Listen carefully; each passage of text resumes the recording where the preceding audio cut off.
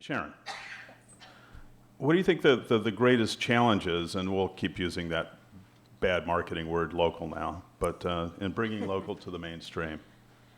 So I would say that this really depends on whether you're including farm size in and kind of lumping that into local, especially in Southern California, just because it's local. That's also mainstream, big industrial scale agriculture in many cases, and I think that those present very different challenges. So if you're looking at small and mid-sized growers, then you're looking at a whole host of barriers and challenges.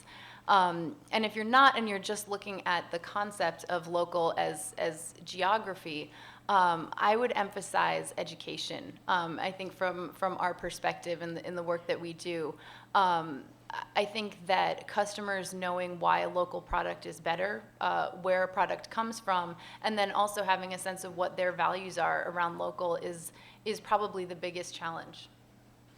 And I'll throw the same thing to you, Erik. We talked about it, and we listened to Chris mentioned a little bit about this question at the last group of what are your greatest challenges?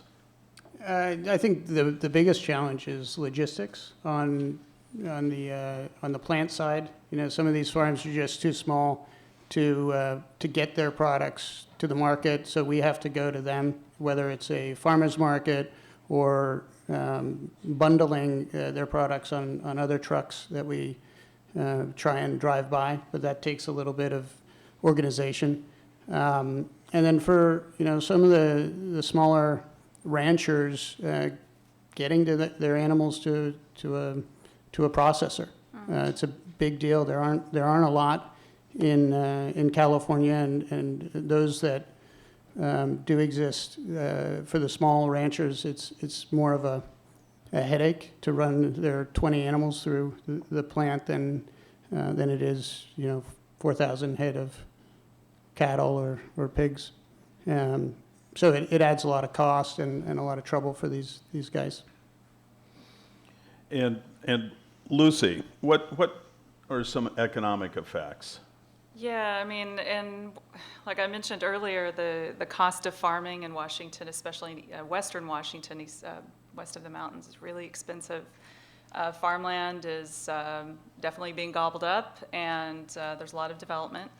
But on the other hand, to bear the cost of production all the way through marketing and distributing as an independent farmer without sort of collaborating with your neighbors and trying to figure out how you can share resources and all that. If you haven't, some of the biggest deterrents are really cultural. Sort of seeing your neighbor as a competitor rather than a collaborator or a potential partner, and understanding I've got a truck and you've got a salad washer, or maybe you have some insight into how to get GAP certification, and I'm just starting that auditing process. Maybe it's an access to capital type of thing, or maybe they're trying to get into value-added product development and they don't really have the understanding of what it takes to get a product developed from what you grow into the marketplace, and some of those special challenges. So NABC does provide a lot of that technical assistance. But we are a small nonprofit. There's only about 8 of us, and we've hired people that have run processing facilities and people from the WSDA who really understand regulation. But the new deterrent is now that we're developing these food hubs in what I call the Wild West, where we don't have a lot of rules and we don't really fit into any special, permitting. We're basically just going by the book as it is. But Food Safety Modernization Act and HACCP planning for all the farms and some standardization, that's what we're coming up against, and there will be quite a bit of financial cost to these farms as they're shifting markets. So they're shifting markets, they're experimenting, they're taking on a lot of risk as it is, but food safety is that next phase where they'll have to spend even more. And on that same note, Erika, could you talk about some economic benefits as well as what deterrence? But first, within the collaboration, because it's something new. The word is being spoken quite a bit now of the collaborative efforts between the group. in order to make this successful. Yeah. So the first thing is that and we've talked about the economic benefits of buying local. So the first thing is just fundamentally there's something that in the sort of local economy movement called the multiplier effect, and it's pretty much known that a dollar spent on a local business yields a greater economic return to the community than a dollar spent on a business that's headquartered in another state or another region. So what that means is if I go spend my money buying from a farmer, if I give my money to Lucy and we live near each other, Lucy's going to spend that money locally and she's going to hire service providers locally, and so the tax base is going to be improved based on spending the money in our communities. Whereas if I give my money to Dwight, who lives 7 states over, then you're going to probably spend more of that money where you're based. And so that's sort of the economic impact. And so I come from Michigan, and agriculture has actually been the only growing market through the recession, and which has been amazing. And actually, a government that isn't inclined to provide grant funding or support anything is really putting money into food hubs and local food systems because they understand what value we have. And one of the things that we talk about a lot is that do you know that Michigan, by the way, has the second most diverse agricultural output after California?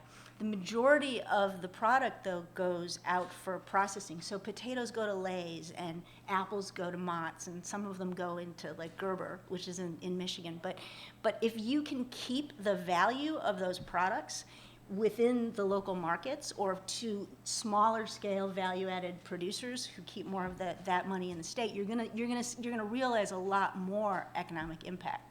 So in that sense, it's really significant in terms of building healthier communities and creating jobs.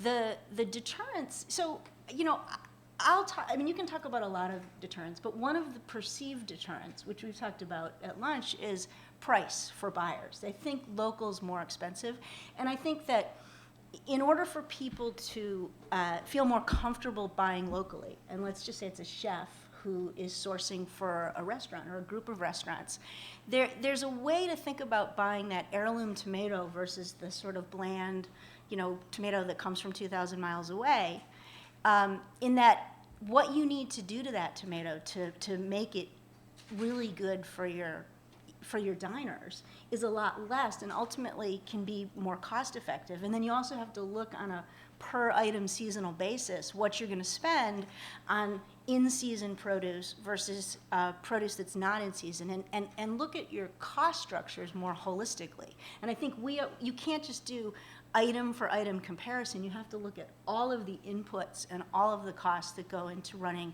particularly a restaurant or a food service business. And we actually focus a lot more on these wholesale markets. So I think it's a perception that cost is a deterrent. But I think if we really start to be able to communicate and educate people, it's actually less of a deterrent than we think.